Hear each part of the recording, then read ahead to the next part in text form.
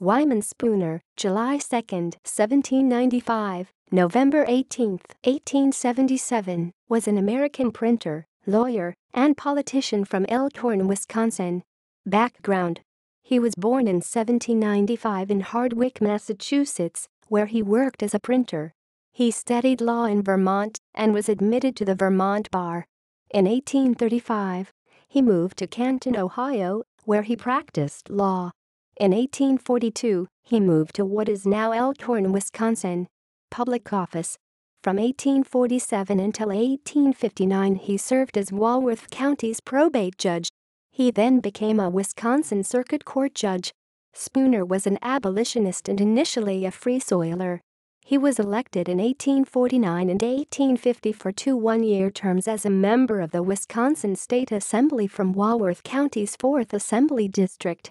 He became a Republican in 1854 upon the organization of that party and was elected to two additional terms, 1857 and 1861, before advancing to the Wisconsin State Senate's 12th District from 1862 until 1863.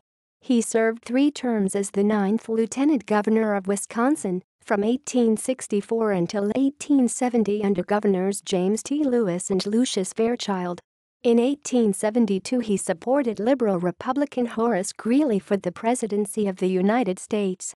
He renounced his membership in the Republican Party entirely in 1876, heading the slate of Democratic presidential electors for nominee Samuel J. Tilden. He died in 1877 in Lyons, Wisconsin. Sources: Wisconsin Constitutional Officers, Lieutenant Governors, PDF. State of Wisconsin Blue Book 2005-2006. Wisconsin Legislative Reference Bureau. July 2005. Page 31. Archived from the original, PDF, on October 25, 2007. Retrieved October 6, 2007. References: